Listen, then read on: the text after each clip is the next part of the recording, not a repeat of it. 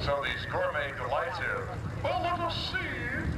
We have Tropicana, quarters, we have ice cream, we have hot dogs, barbecue sandwiches, sausages, bon appetit. Just suggest anything that you want to eat. We got plenty of things to eat and drink as well, of course. Of course, Bud Light and Coca-Cola. And things to buy. Blue Angels novelties are over here. We have models from Naval. And I know right here, there's things as air show posters. There's a little bitty tent. Wave to me from the air show poster tent there. All right. Air show posters. And these are beautiful posters and lithographs of original artwork of not only the Blue Angels, but of many of the military aircraft that were in Desert Storm. These are paintings and lithographs depicting the aircraft in action. And you ought to really go over there and take a look at some of the real interesting things they have in the air show posters tent. It's a little tent with a red roof, a white stripe, and blue printing around the side. The air show posters tent. Looking down to the right, we got more ice cream. I don't know what they got over there. They haven't said. If you would like to take pictures, you just bring a camera. My God, this guy has one camera, got a video camera. You've got more stuff in the world down here. All right, if you brought equipment over and you don't, you didn't bring a camera with you today and you'd like to take some pictures, you're going to like a camera, or you can go buy one of those disposable jobs from Kodak. It's a little camera, it's loaded with film. You take the pictures, turn the whole thing in, you get your photographs. You see with all these static display aircraft that we don't want you to look at. We want you to go ask questions, but there are two basic rules around the static display aircraft. First rule is you don't touch the planes, you don't lean on them, you don't fool with them, unless you're invited and you're supervised, either by the owner, the pilot. Important is you don't touch the planes, don't lean on them, don't climb on them, unless you're being supervised by the owner, the pilot, or crew chief. Reason being is that as tough as these airplanes are, they're also very delicate. And all you have to do is lean on one or stand on one in the wrong place, and you wind up to your elbows or up to your knees in aluminum. This is a great way to make enemies. Those things up, you're killing yourself. But if you figure that you have to have a cigarette, go someplace far, far away, near no airplanes or any kind of display vehicles or aircraft at all, far away to have a cigarette. Because these planes are full of fuel and there's always a fire hazard. So absolutely no smoking anywhere near the airplanes. We have first aid. All the folks that we have walking around here today are doing security course and marking airplanes. Remember of the Civil Air Patrol, Rhode Island ANG, the United States Air Force Majister, Civil Air Patrol, Quonset ANGB, Search and Rescue, they have an aerospace program and they have that program. If you'd like to find out more about the Civil Air Patrol, talk to any of the seniors or the cadets.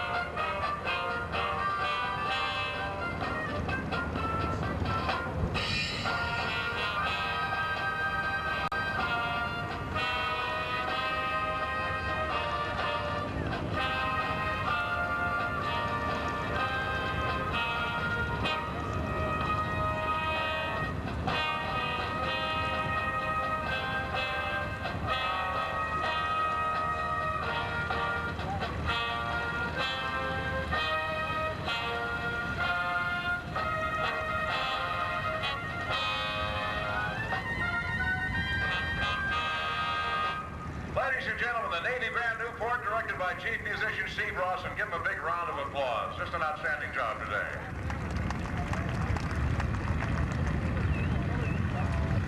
And Chief, if you'd like to, you and your folks would like to stand down for a few minutes, we're going to be doing some flying out here to get things going, and we'll have the official opening of the show will be taking place in 1/2 hour from right now. I'd like to thank First Choice Seafood Caterers for the chowder and clam cakes they had sent up here. It's one of the nice things about doing it, the cookie pies. If they don't have it, tell them to get it.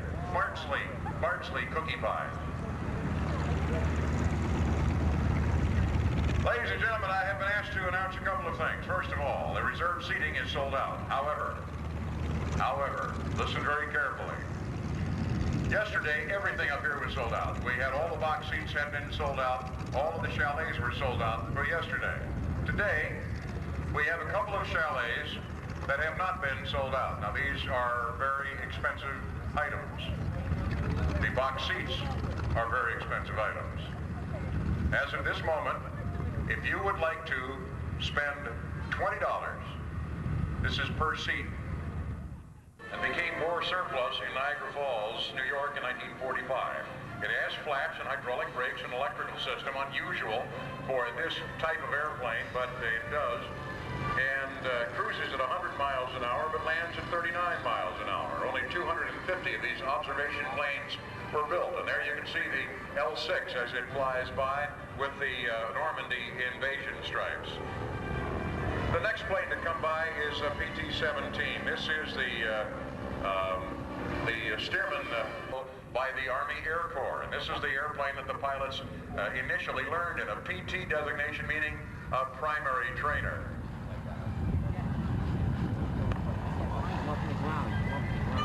This is a most common, this is an uncommon QCF Waco. And by the way, it is a Waco and not Waco. Waco is a town in Texas. Waco is the name for the UACO, Waco. That's an SNJ, the North American airplane designed J, the Jaybird. The last letter for the Navy back then meant it was built by North American. The T6 is flown by the Air Force. The Harvard is flown by the Brits and by the Canadians. Next plane through from, also from North American, is the T-28 Trojan. The T-28 was an airplane designed actually in the late 40s and built in the early 50s and continued to be flown. God, I lived in Bristol a long time ago. And O.J. Andrews, who used to be a business partner, is in the front seat. The pilot flies from the back seat. This Steen was built in 1979. In North Adams, and it has set up for aerobatics with inverted fuel system, oil and fuel, and is stressed for 10 Gs, which is a lot more than the pilot can handle, I'll guarantee you. The pilot, Al Paiva, competes in International Aerobatic Club competition sportsman class in contests around the country. The PT-17 has just touched down, and this is, you know, the Stearman biplane, Boeing Stearman biplane, just is taxiing in here, and it will be continuing to taxi down to the, it'll continue to taxi down to the left. We're going to park all these planes down to the left side, and the idea, of course, is that we keep the ramp area around the Blue Angels airplanes completely clear because we have other things that will be going on out here. That's But the C-130 comes in, he's waving to you. See him waving the wings back and forth. And he's going to pull off and come around and land here and then be out of the way. And we'll be getting our show underway in just about 15 minutes. From time to time today, we're going to ask you to wave to some of our performers. You have to understand, not right now though, you have to understand that these folks can't hear you inside an airplane. They've got helmets on and hearing protection, and they got a canopy closed down, and it's real tough for them to hear you, but they can see you. So from time to time, we're going to ask you to wave. I want to have your fingers tingling, you're waving so hard. From time to time, we'll have you wave at the performers, and they may well wave back at you. This is a nice way of expressing your appreciation for the great job they're doing for you. When they are out of the airplanes, then we will have you give them a thunderous round of applause when they can finally hear it. Sergeants Michi, Chevelle, and Gary Hills out on the airport from the Golden Knights. They are going to be working dirt or ground control today. What he's doing now, he's still about 1,000 feet over the runway right now. But watch what he does. This is something these guys practice, and they do it here. People don't realize this goes on a lot. What he's done is he's got the flaps out, he's got the airplane all dirtied up, the gear is out. Look at the angle at which that thing comes down. And it does come down pretty steep. And as soon as he gets on the ground, he'll throw everything into reverse and try to stop the airplane about as rapidly as he can without costing us any tires or brakes. On the ground, and here is deep reverse right away.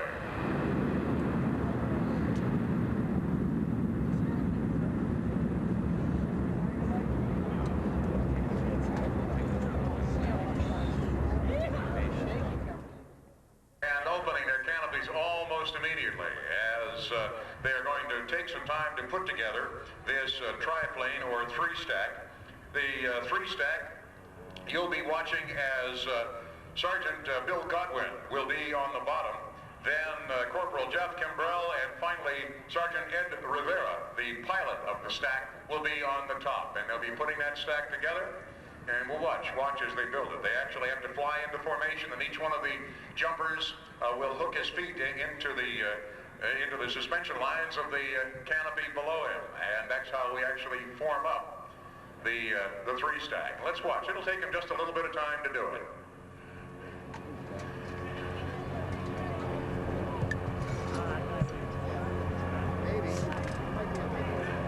Sergeant Michi Chevelle, standing over by the target, is actually recording her observations as the three canopies are being flown together, just how that stack is being built.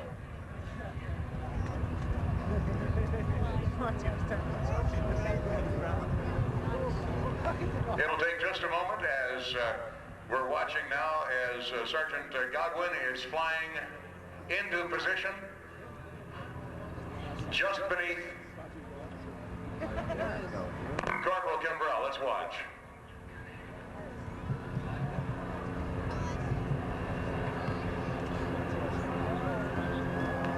And there we have formed the triplane. A triplane is put together. Isn't that pretty? Flying all those canopies together, and Sergeant Rivera on the top is actually piloting. He's steering that canopy, and then everybody else is flying formation on him. Very light wind above the ground until we get right down on the ground, where we got about 10 knots and a slight crosswind.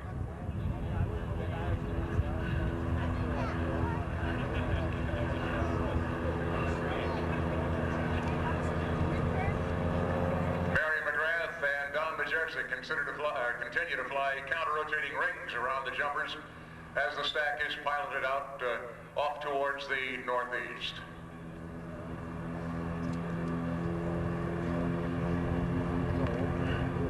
The traditional opening of the air show is the colors will be flown right into center point.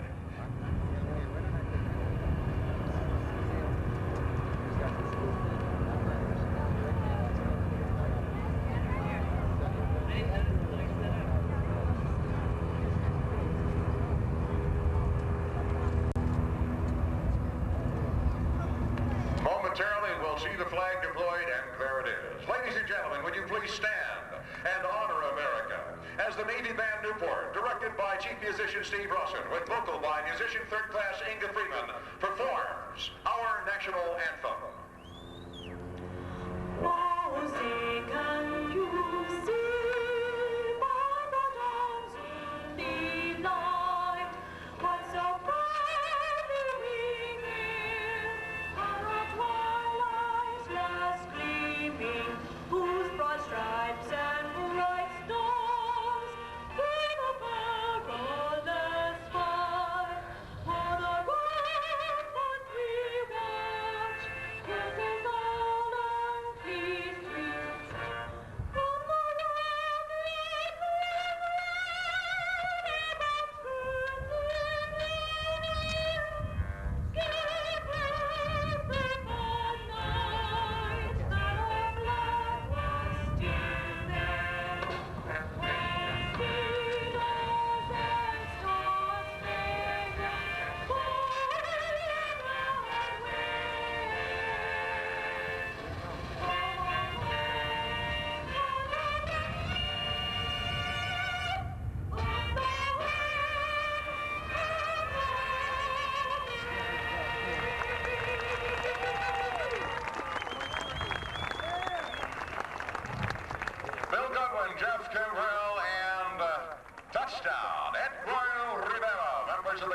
lights as the flag has been flown into center point and the air show is officially underway. I got a question for you. How do you like it so far? All right. Quonset House, as well as doing charters and teaching when time permits. Today, Mary is flying a high-performance 180 horsepower Super Decathlon with a spectacular red, white, and blue paint scheme. Doing aerobatics is very physically demanding in itself. Mary has added the additional challenge of Gone by Jim Chappell from the Dusk album of Music West Records. So she will be hearing the music at the same time you are. We want you to sit back and enjoy this absolutely beautiful aerial ballet. Mary's performing today, dedicated to all the men and women who are veterans of Desert Storm. Mission accomplished. Well done. Now, high over center.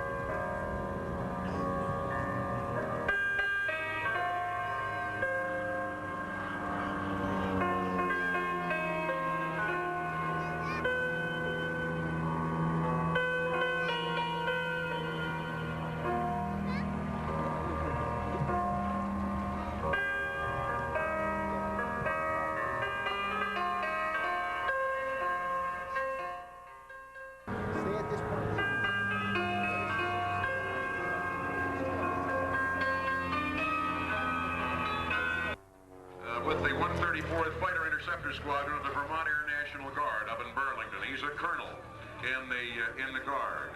So that's kind of neat. Be a doctor when he has to do that, and be a F-16 pilot when he wants to do that. His wife Patricia and one of his daughters is working here at the air show. Sarah's at the air show. I don't know where Abby is, but anyway, he says he got interested in flying civilian aerobatics about 6 years ago, and he's got about 400. He's got Bob Hoover here and all these folks that are these legends in the world of air shows and aviation, and he's flying in the same show with them. To tell you a little bit about the plane that Don Majister is flying, as he's actually showing you what the Pitts Special can do. This is the Pitts S2S.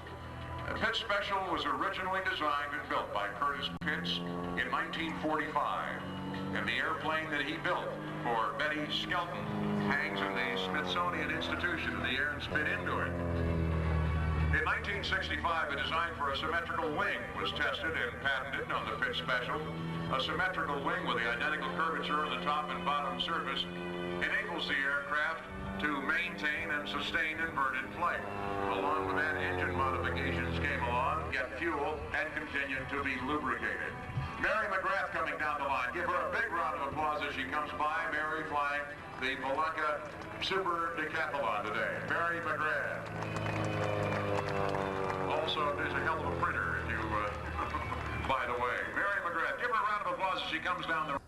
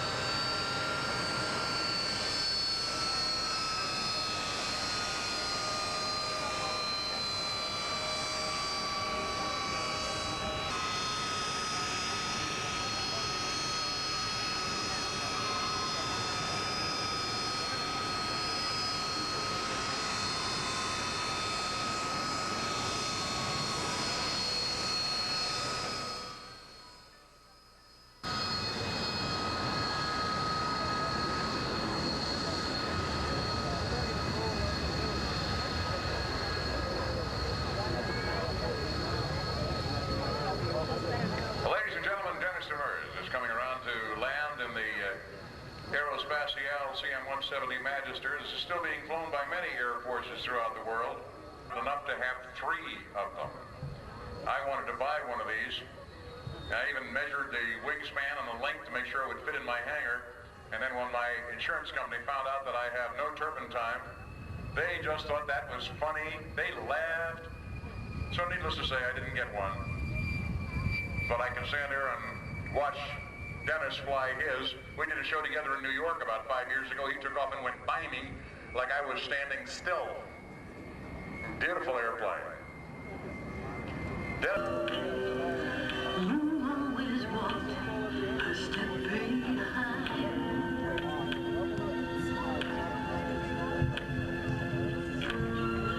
I was the one with all the glory.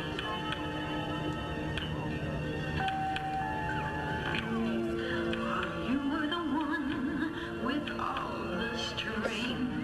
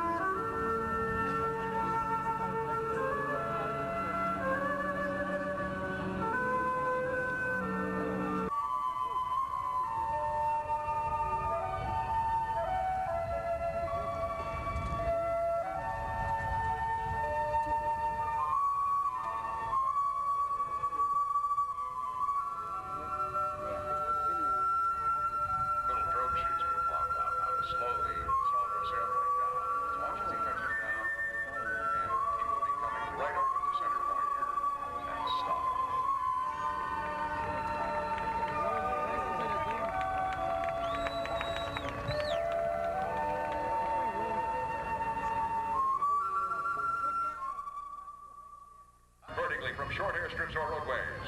It can be based in less than ideal areas that are inaccessible to conventional tactical aircraft. The Harrier's payload radius capability is comparable to any light attack aircraft in the world. The AV-8B offers significant improvements in basing flexibility, performance, and weapons delivery accuracy over its predecessors. The Harrier was introduced into the Marine Corps as part of the 2nd Marine Aircraft Wing in April of 1971.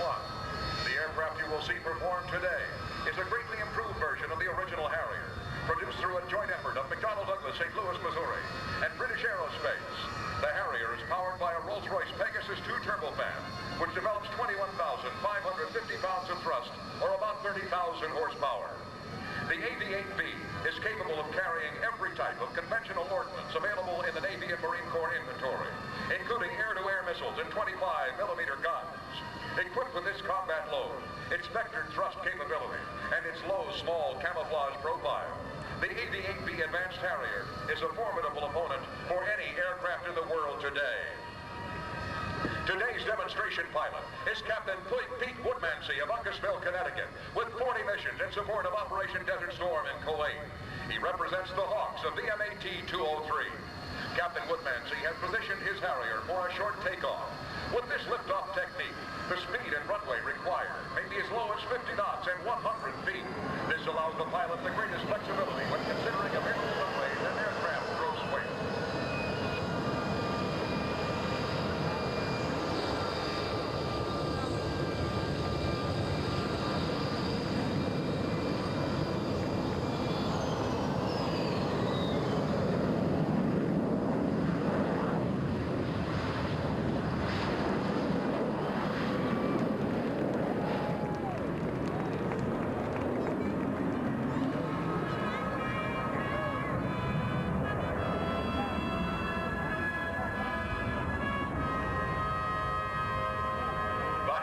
Takeoff technique just demonstrated, along with its other unique maneuvering characteristics, are made possible through the use of 4 movable nozzles, 2 on each side of the aircraft. The pilot is able to control the direction of thrust by positioning these 4 movable nozzles.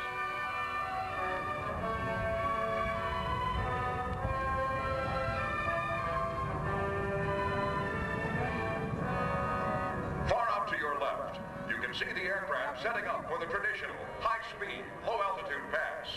The Harrier is capable of quick acceleration to speeds approaching 600 knots, nearly 700 miles an hour.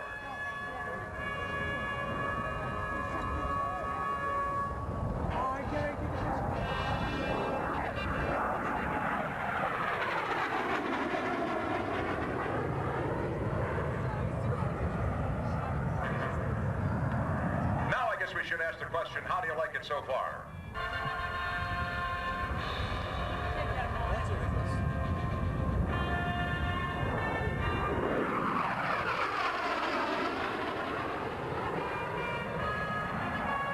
The movable exhaust nozzles can be directed aft for conventional flight, intermediate for short takeoff and landing, and down for vertical flight and hovering. Attitude control during VSTOL operations and hover is maintained through the use of a reaction control system. This system directs bleed air from the turbine through nozzles located at the wingtips, nose, and tail. Selecting nozzles full down, Captain Woodmansey will decelerate his aircraft and deliberately overshoot his hover point in order to demonstrate the Harrier's ability to move backward through the air. In just a moment, it's going to be too loud for you to hear me, because the output of noise from this engine can damage your hearing. We urge you to hold your ears.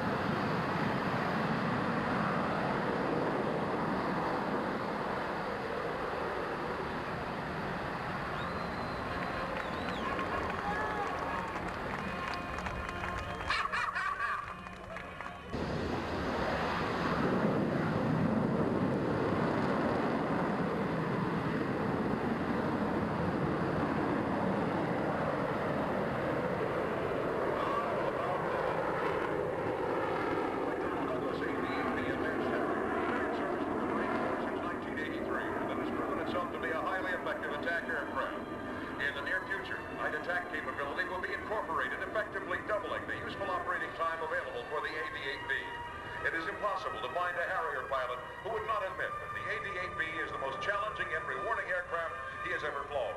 Captain Pete Nancy. Ladies and gentlemen, he's going to hover for you one more time before he puts it on the ground. Be sure to watch.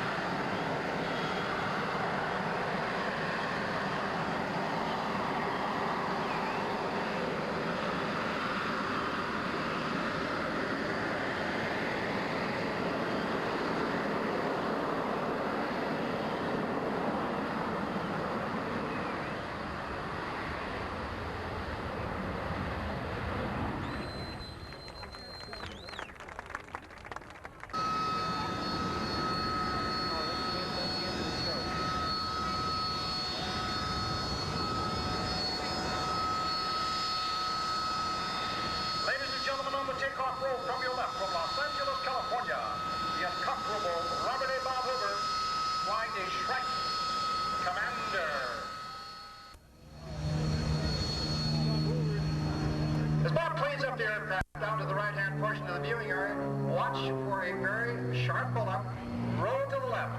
His opening salute to you nice folks here at the Bud Light Quonset International Air Show in 1991.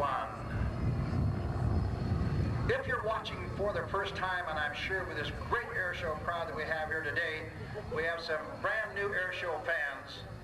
Bob is going to be doing some maneuvers for you in the Shrike Commander with both engines running pass.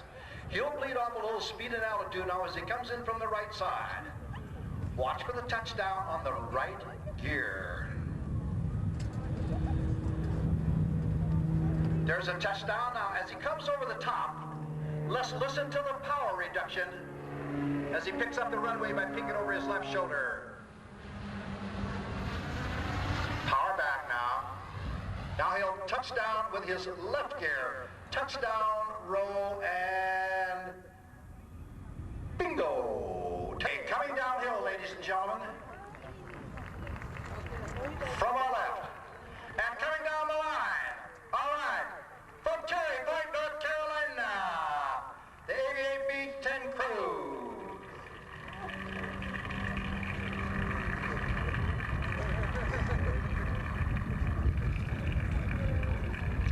As Bob Hoover comes to stage center, notice the propeller on our side and notice that there's only one trail of smoke.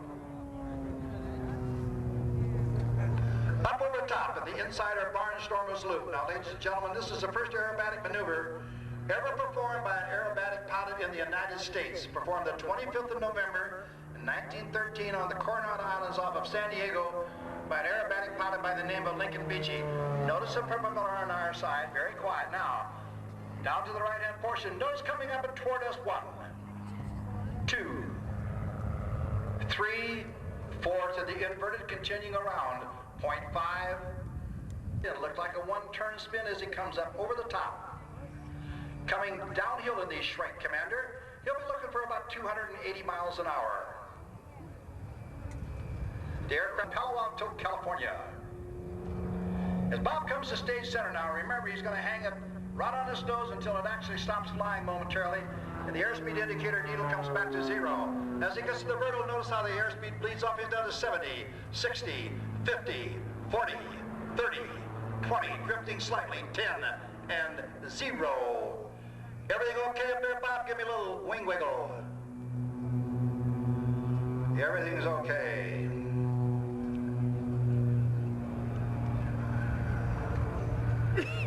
Our hard-sold propeller is kept in great shape for us by the American Propeller Company out of Redding, California. Quiet. Now let's watch and listen to him shut them off. Okay, both engines are off.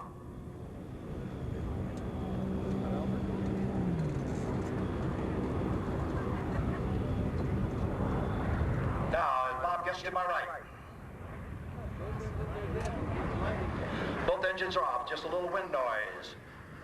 Now notice with both engines off how rapidly the airspeed comes off. He's down to 50, 40, 30, 20, 10, drifting slightly, and 0.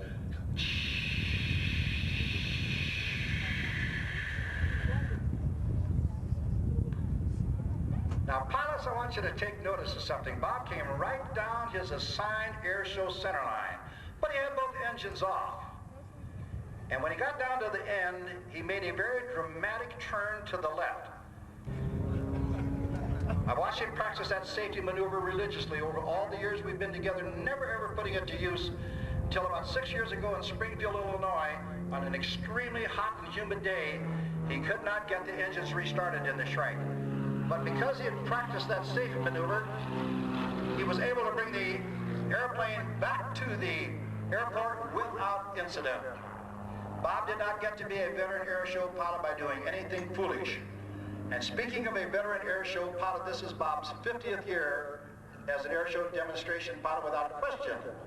The greatest air show aerobatic demonstration pilot the world has ever seen, or probably ever will see, having flown and tested over 300 different types of aircraft in his great career. When Bob was stationed in North Africa, 4, 5, 6, 7, 8 to the inverted, 9, 10, 11, 12, 13, 14, 15, and 16, and you notice that both engines are still off on the Shrike. Now again, that dramatic turn to the right, because both engines are off on the Shrike.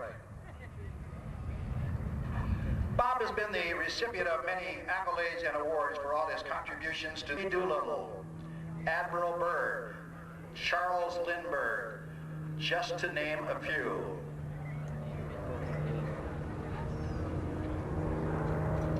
If you're wondering about the P-51 Mustang, we've had several people ask this weekend. I'm delighted to tell you that old Yeller is hale and hearty, waiting the call to duty. Let's see, September. We'll be here very shortly.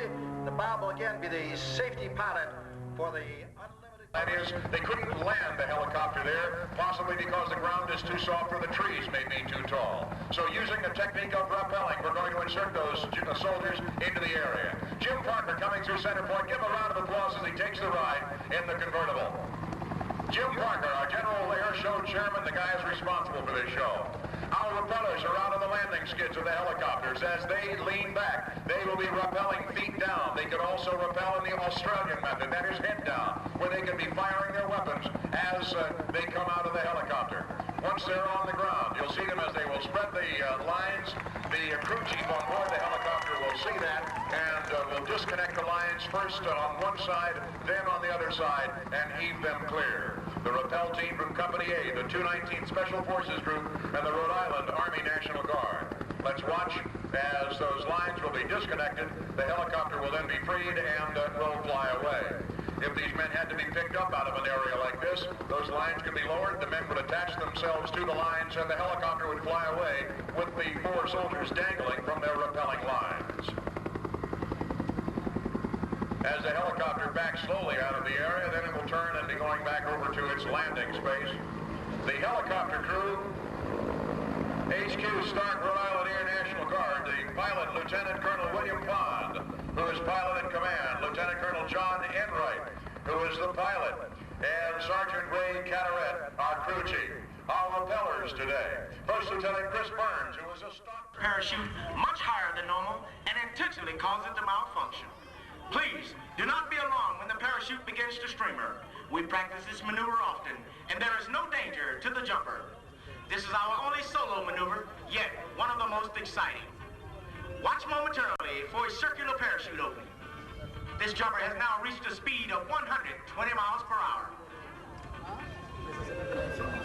There's the pilot chute, and the canopy is inflated.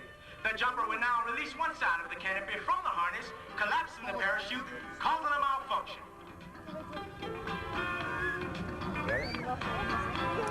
The canopy is now streamering as the jumper accelerates earthward. He cannot survive a landing beneath this parachute, so he must release it completely. Return to free fall, and once again, obtain speeds of 120 miles per hour before deploying his main parachute at the altitude of 2,500 feet. He's gonna pull, and there you go. Once again, the high flying black and gold of the United States Army Parachute Team.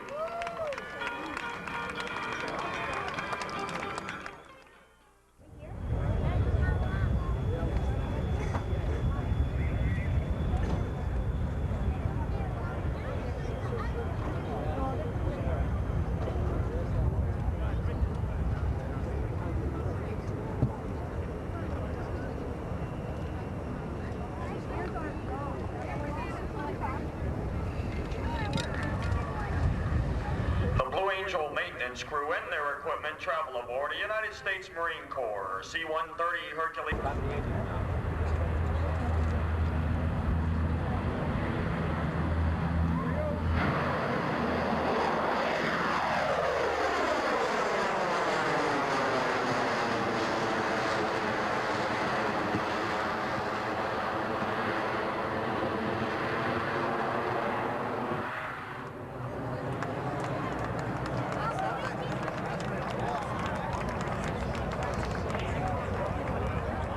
C-130 Hercules, built by the Lockheed Aircraft Company, was first produced in 1951.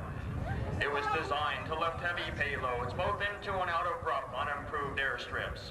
The aircraft is powered by 4 Allison turboprops, with each engine producing more than 16,000 pounds of shaft horsepower, enabling takeoffs on runways as short as 2,500 feet, 120 miles per hour. The Fat Albert Flat Pass. Daddy's coming.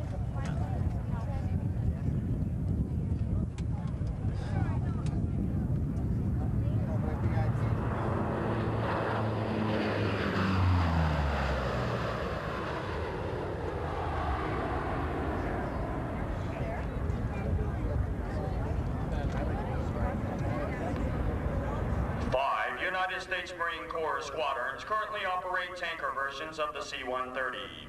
The KC-130 is capable of providing tactical in-flight refueling for fixed-wing and helicopter aircraft. Additionally, Marine KC-130s are used extensively in support of Marine expeditionary units throughout. You will notice that not only can the aircraft stop quickly, but it can actually taxi backwards.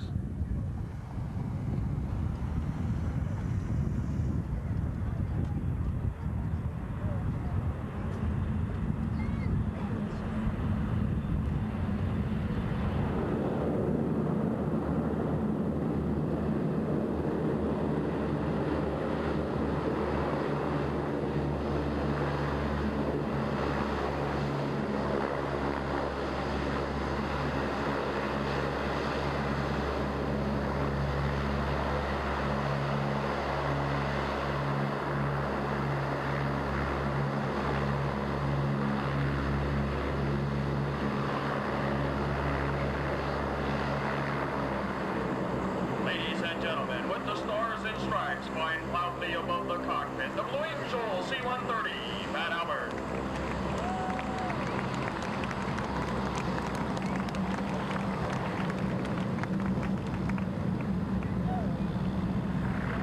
Flight Demonstration Squadron takes pleasure in performing for you this our 38th flight demonstration of the 1991 season.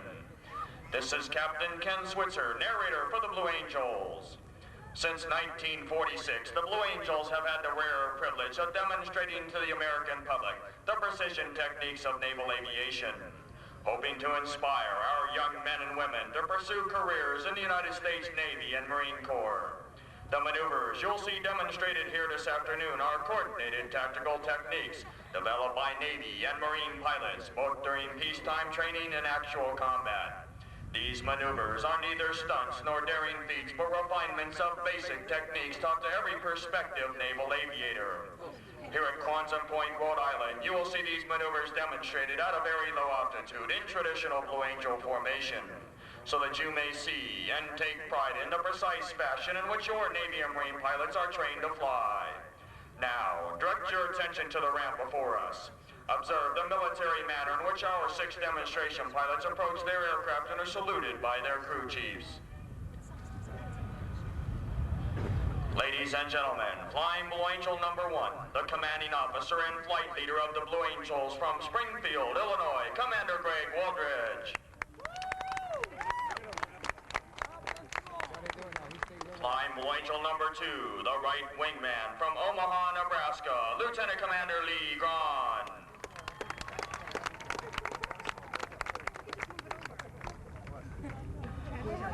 Flying Blue Angel number 3, the left wingman from Southern Pines, North Carolina, Lieutenant Pat Rainey.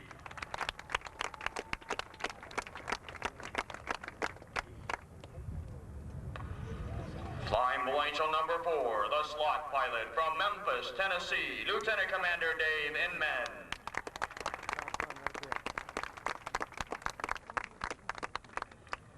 Flying Blue Angel number 5, the lead solo from Port Washington, New York, Lieutenant Matt Seaman.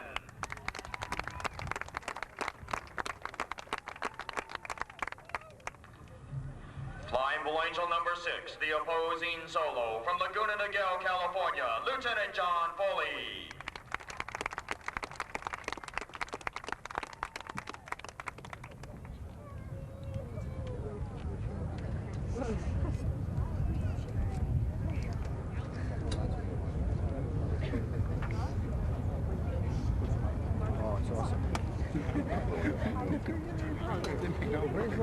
That's why I wanted to be.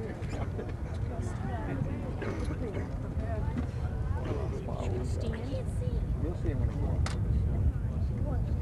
Then you want to sit down.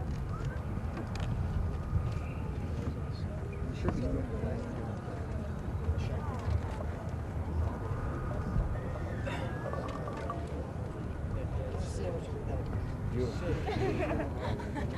That was red.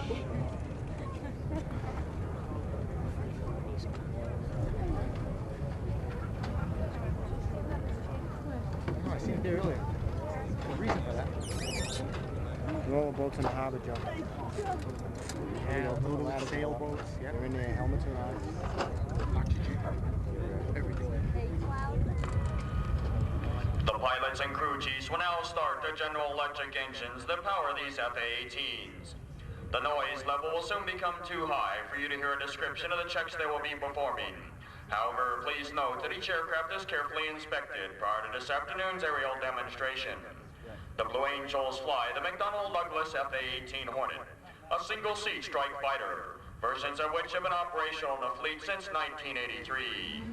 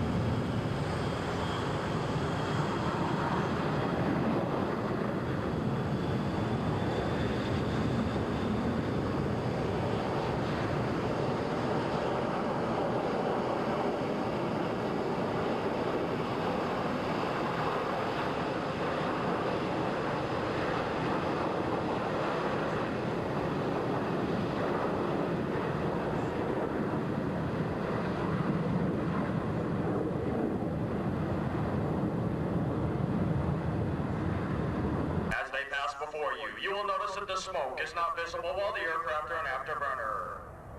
Right now.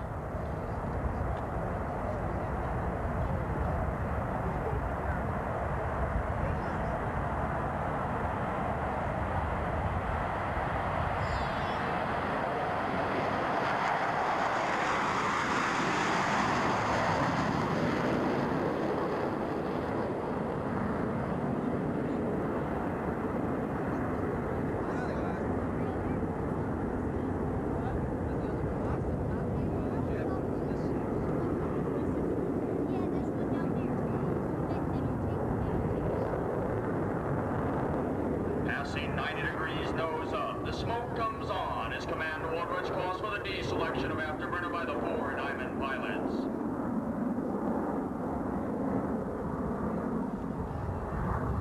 As the airspeed increases, they'll experience 4 times the pull of gravity required to round out the backside of this looping maneuver.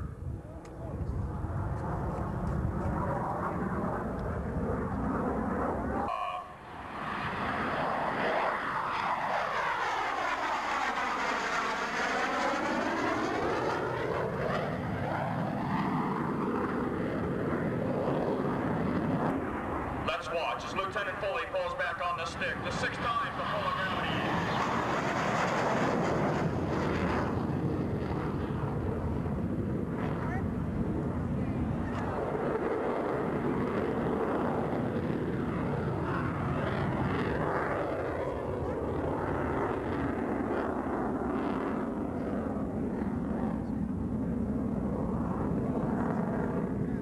Pointed vertically, he climbs to an altitude of 4,000 feet and rolls 180 degrees onto his back.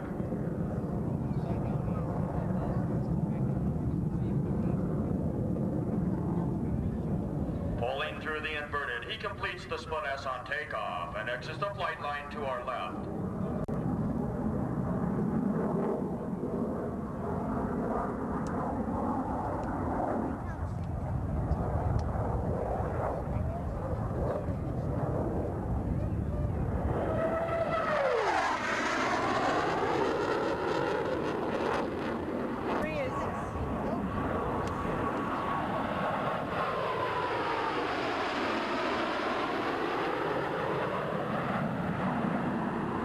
Knife edge pass. Here we go.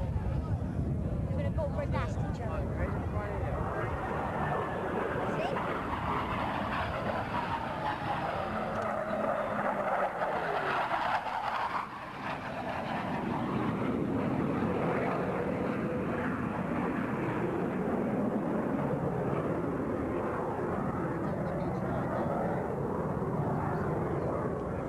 See? Over the top, you get a plan-form view of the tight Blue Angel diamond.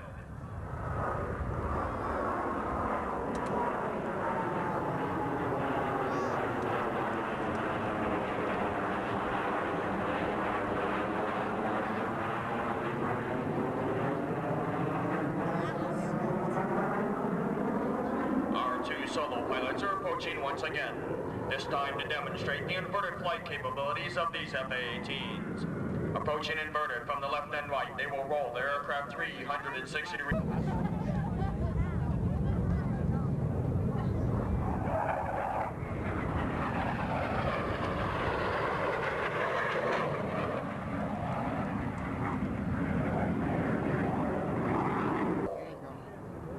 What's this one? 2 of them upside down.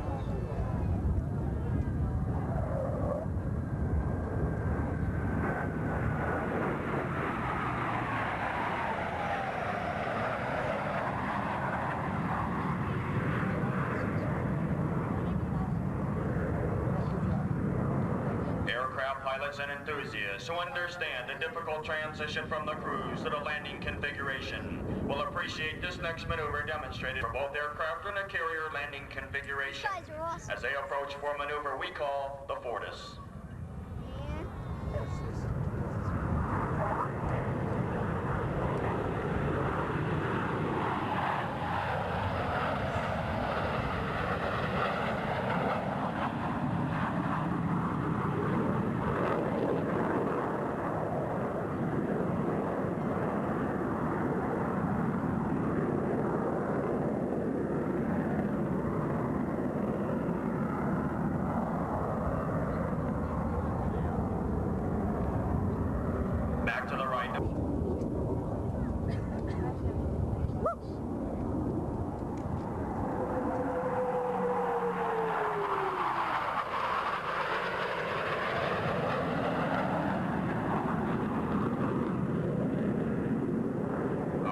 solo pilots are approaching once again.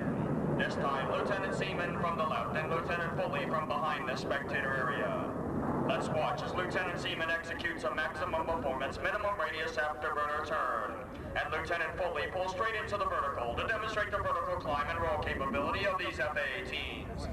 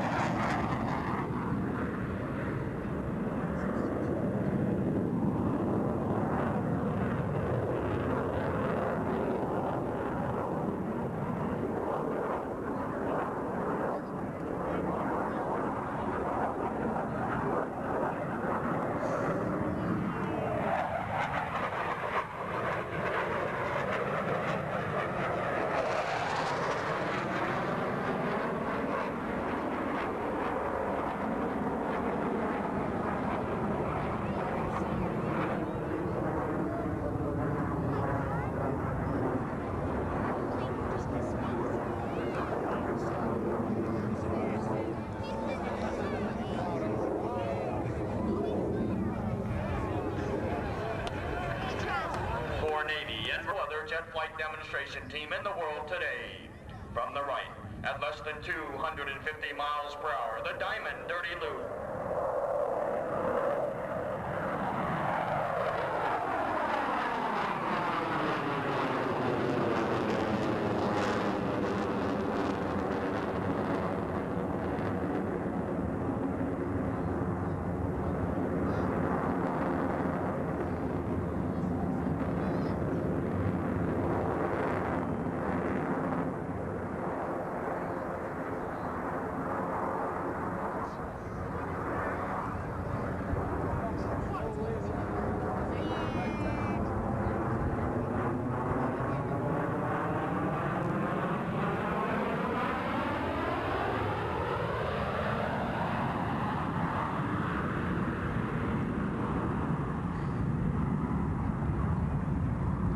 Behind the spectator area, Blue Angels 5 and 6 are making their approach to the flight line in a line of rest formation and forward.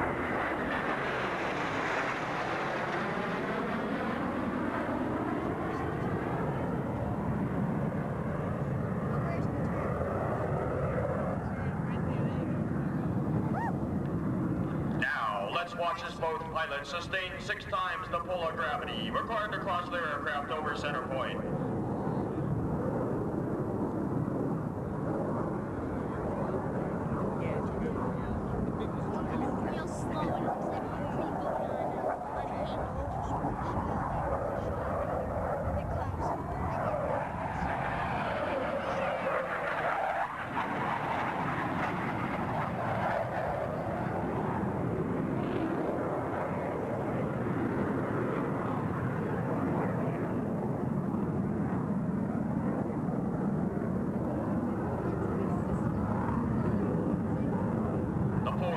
Pilots are now stacked down and out on a 45.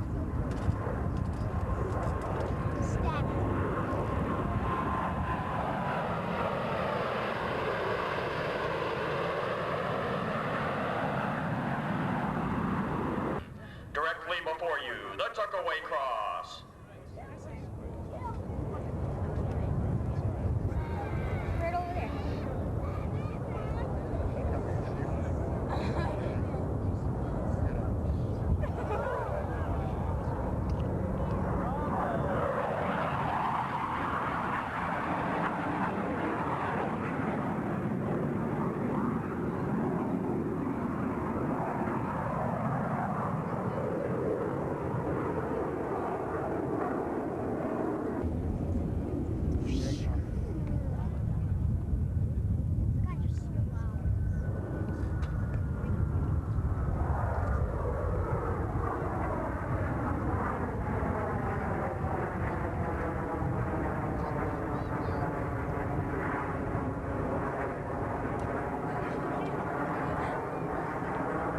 Completing the change of...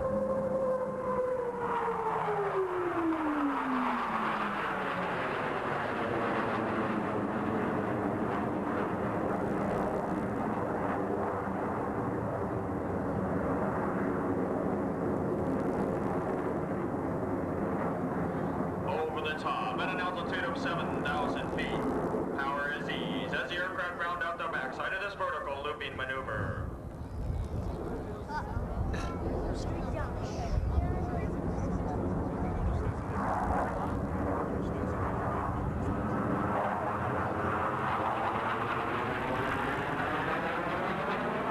Climbing into the vertical, Commander Woodridge calls for another formation change prior to detaching Blue Angel number 5.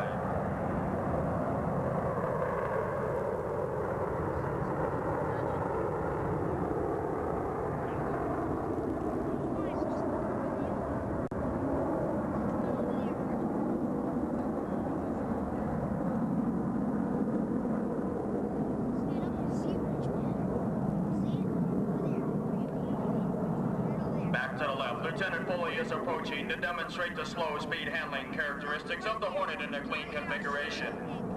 He will pass before you, virtually standing Blue Angel number 6 on its tail. At less than 120 miles per hour, the state-of-the-art flight controls provide slow speed handling second to none. Let's watch as Lieutenant Seaman in Blue Angel number 5 attempts to overtake him at center point at airspeeds approaching 600 miles per hour.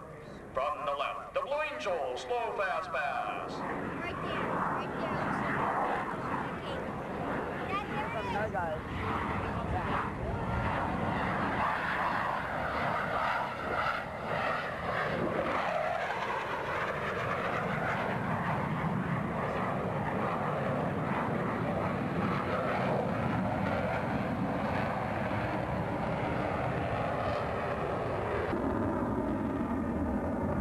Commander Woodridge has rolled out the 4 diamond pilots in trail formation for head-on maneuver. Climbing into the vertical, they will ship back.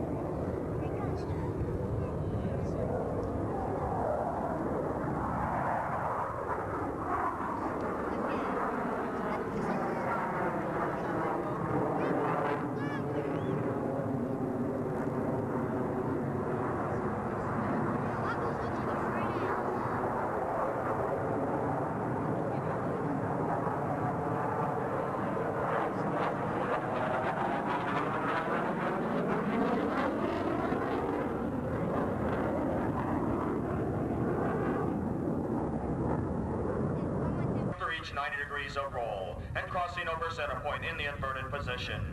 The opposing 4-point hesitation roll.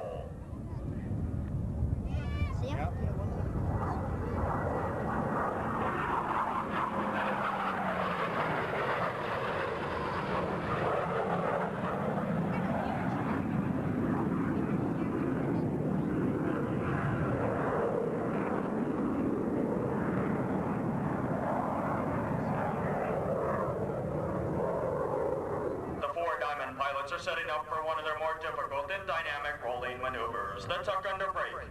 Approaching in left echelon formation, each pilot will roll his aircraft 270 degrees in ripple fashion. Take separation and rejoin Commander Woodridge in the diamond formation.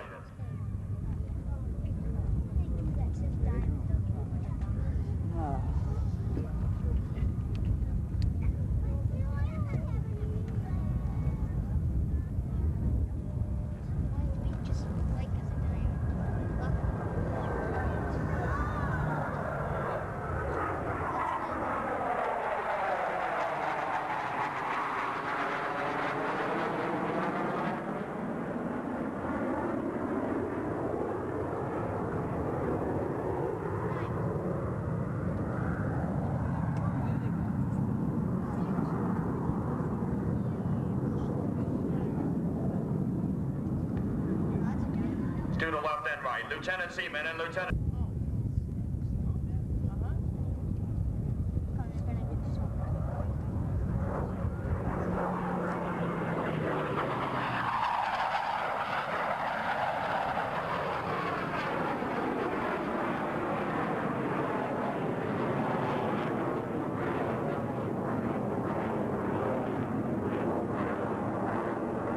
Pulling through the inverted, they have visually acquired each other and are converging to cross over center point with minimum separation.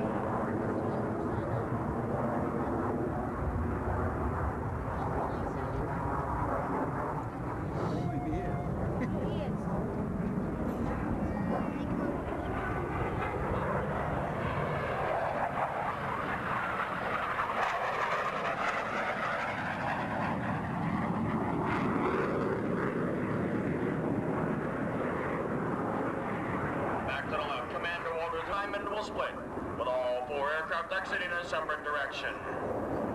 The very graceful barrel roll break.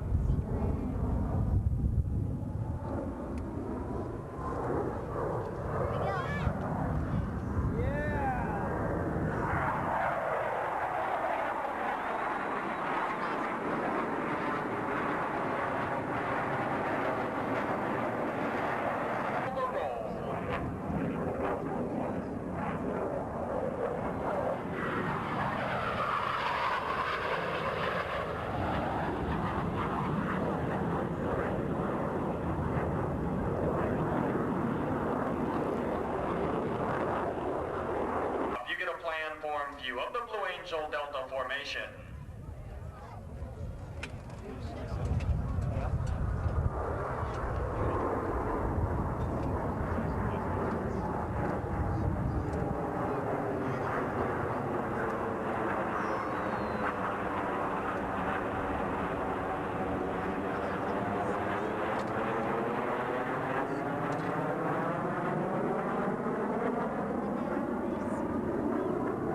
They exit the flight line to our left. Commander Wardwitz has elected to leave the smoke on, so that we might see how he brings the formation back towards the flight line.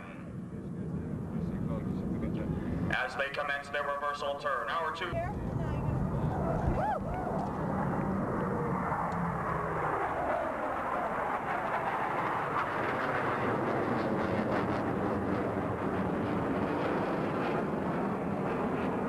As the 2 wingmen exit to our right, the 3 wingmen are in the final stages of their rendezvous and will soon be back on the wings of Commander Wardwitz and Blue Angel number 1. The fleur-de-lis rendezvous complete. The diamond will pass before us and exit the flight line to our right.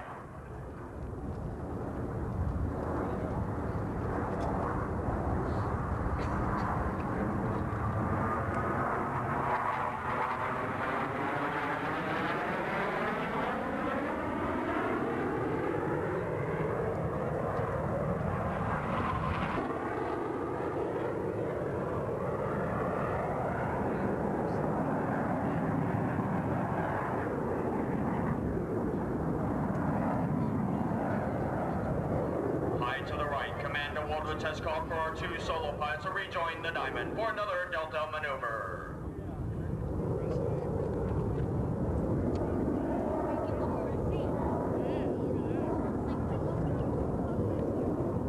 As they rendezvous, let's watch as Commander Wardwitz executes a reversal turn, rolling out the formation on the flight line for their next maneuver.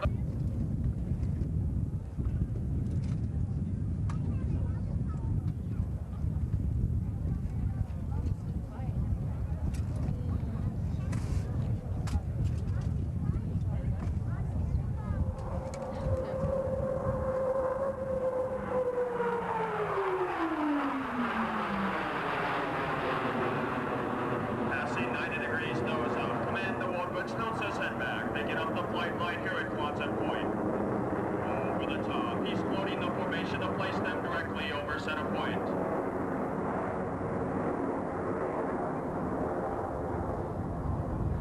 Now watch closely as Commander Wardwitz calls. Smoke on, ready break.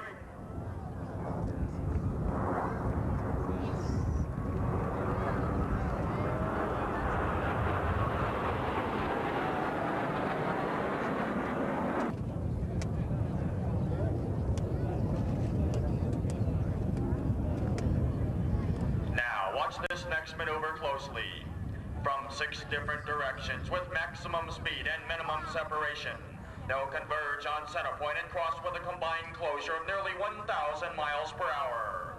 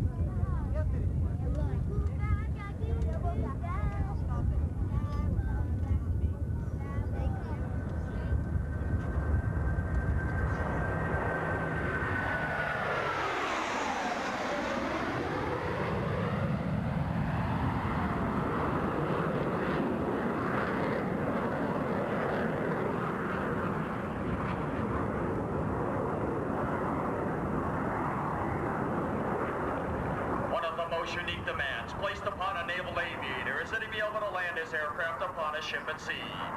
Whether it be a tactical jet, a propeller-driven aircraft, or one of our helicopters, each requires skill that the naval aviator must master. In order to perfect this technique, Navy and Marine pilots spend a great deal of time in the landing pattern practicing carrier approaches. Very shortly, Commander Woolridge and all the demonstration pilots will be performing a carrier approach. Approaching the runway to our left, Commander Woolridge is confirming that the landing checks have been completed, and that in fact each aircraft is ready to land.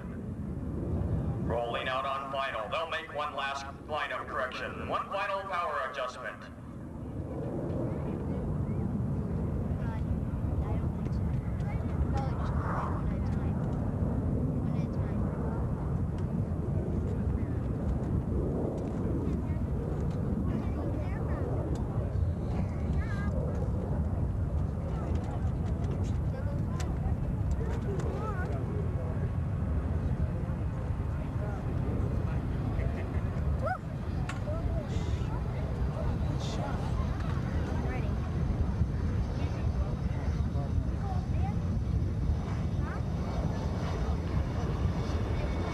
Ladies and gentlemen, the 6 demonstration pilots that you have been watching perform here this afternoon are but a small part of the Blue Angel team. The men and women in blue uniforms directly before you are members of the elite Blue Angel maintenance crew. Through hard work, many long hours, and unselfish dedication, they have each year for the past 45 years provided us with the 100% aircraft availability necessary for each of these flight demonstrations. As the aircraft taxi back, I would like to take this opportunity to introduce you to the Blue Angel crew. Our maintenance chief, Sir Joe Berry from Pensacola, Florida, and Catherine Hall from New Orleans, Louisiana. Our crew coordinator is Michael Riley from Cleveland, Ohio. Crew chief number 1 is Greg Braden from Princeton, Kentucky. First mech is John Briggs from Fayetteville, North Carolina. Crew chief number 2 is Barry Farrar from Gastonia, North Carolina. First mech is Dallas Payne from Anderson, Missouri. Crew chief number 3 is John Watts from Spring City, Pennsylvania. First mech is Dave Keller from Oak Park, Illinois. Crew chief number 4 is Brett Sauerbein from Victor, Montana. First mech is Joe Safransky from New Kensington, Pennsylvania. Crew chief number 5 is Jim Patterson from Hawthorne, California. First mech is Dominic Caleo from Palisades Park, New Jersey.